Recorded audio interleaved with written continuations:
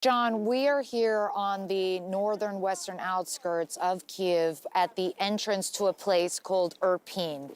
And basically what you're seeing here is people who have been under heavy bombardment now for 7 straight days, finally managing to flee from this area of Irpin. And if we pan over here, my cameraman Scott McWhinney can show you the bridge here that connects Irpin to central Kiev has been destroyed. That was destroyed by Ukrainian forces to prevent Russian forces from moving on into central Kiev. But what you're seeing now is that people have to navigate and cross on foot this destroyed bridge in order to get out safely. Now, since we've been here, we have heard non-stop heavy artillery coming from that direction, also that direction.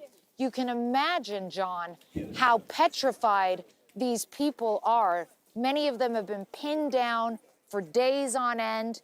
You can see them here. They've got their pets. They've got small carry-on bags. We have seen a lot of people who are elderly, a lot of people who have difficulty walking.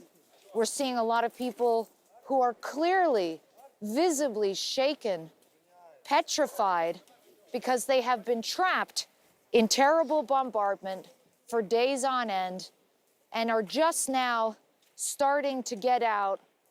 And I have to tell you, John, it just doesn't stop. The steady stream of people, they keep coming, trying to cross the bridge. You can see there's actually water flowing through it. They have to walk across a sort of plank. And you can see the upturned car from when that bridge was originally downed. But this, for the people of Irpin right now, John, is the only way to safety. And it is relative safety, of course, because even the city center is being encroached upon as the fighting gets closer and closer. I don't know if my microphone is picking up on that artillery, but it is a steady stream of thuds that have been ongoing since we got here, John. Constant shelling. In the scene, Clarissa, I have to tell you, the imagery, it's hard to make sense of. It looks like an Escher sketch, everything twisted there. These people, where are they trying to go? And the people in uniform helping them, who are those people helping them?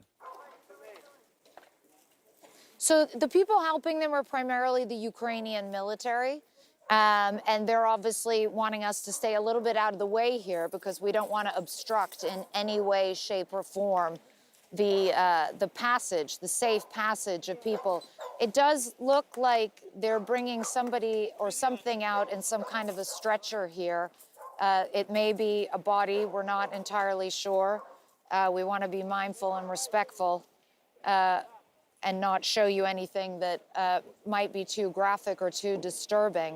But listen, this is war, and this is the reality. It is always such a sort of truism. It's become a cliche, but it is so true of war that it is innocent people trying to live their normal lives who bear the brunt of it. And I think as you see these people trying to make their way through twisted metal to escape to the relative safety of the city center. And I should add, John, as you pointed out, nobody knows how long that relative safety will last. The fighting has been encroaching on all sides. We saw a village in the southwest of Kiev or southwest of Kiev was attacked yesterday. That's potentially a very ominous sign indeed, because it means that potentially they're getting closer to trying to encircle the city.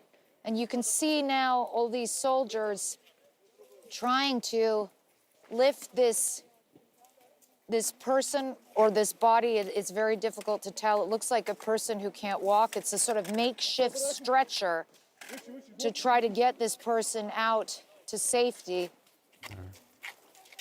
Just an extraordinary scene of bravery, of people in this community rallying together, trying to help this poor woman who is obviously having difficulty walking with whatever resources they possibly can, John. Clarissa, if you can, if you're safe, I would like you to stay with us a little longer. And I did just hear some thuds in the background. I can hear the artillery there. And to our audience, I do want to say I do understand that these images are disturbing, but I think it's a disservice to try to sanitize the horror of war here. This is what is happening to the people of Ukraine now. They are suffering so badly, and I do think it is important to see that. Clarissa, just from a military standpoint, we know there had been this idea of a humanitarian corridor in the south in Mariupol. We know that Vladimir Zelensky, the Ukrainian president, is saying while he wants the elderly, the children, to get out of cities that may be targeted, he's urging people who can to stay and fight. Is there a concern as more people flee to safety, it only makes these cities even more of a target? Well, of course, the more people you have flooding into the center of Kyiv, a lot of them, I should say, John, are really heading straight to the train station. We were at the train station in Kyiv a week ago. It was already crowded, some pretty hectic scenes as people were desperately trying to get on trains. Now it is much more congested, a lot more traffic. For people who are fleeing battle zones like Irpin behind me, the train station trying to get further west is the next port of call. But what's extraordinary, John, and I think you're seeing that borne out here by the number of people still flooding in after 7 days of straight bombardment, is that a lot of people are not leaving their homes yet.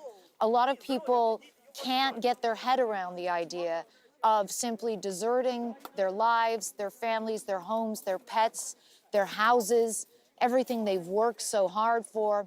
And so it's extraordinary to see what a high threshold many Ukrainians have. It takes a lot before they're willing to leave their homes. These people have been under bombardment for 7 straight days and are only just leaving their homes. And they're leaving them reluctantly, and they're leaving them with the knowledge that they might not be able to go back to them.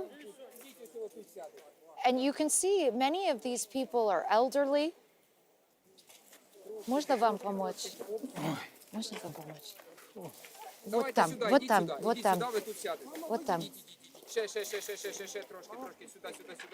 Можно вам помочь?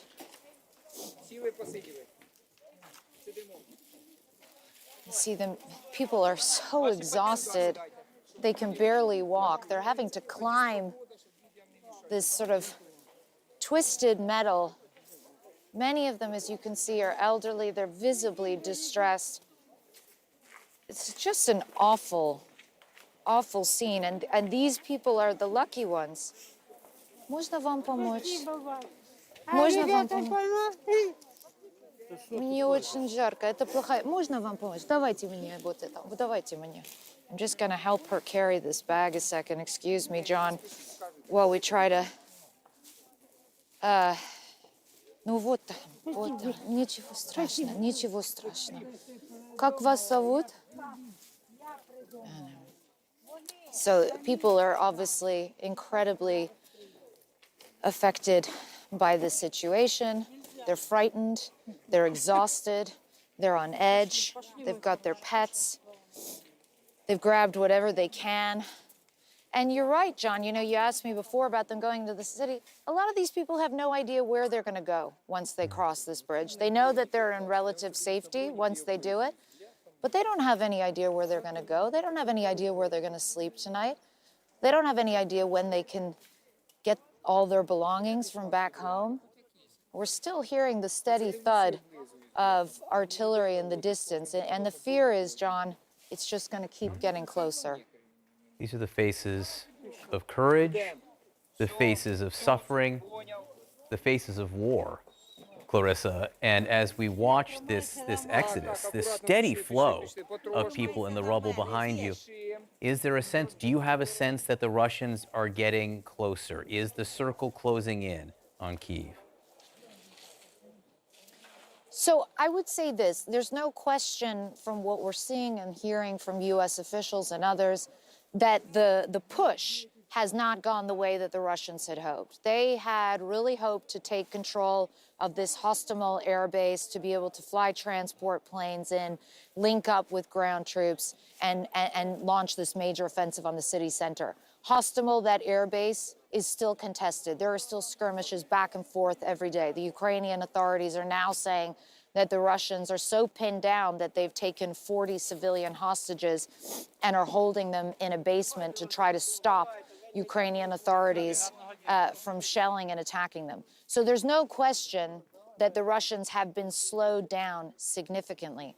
That said, they're still making progress. They're still pushing in along the edges.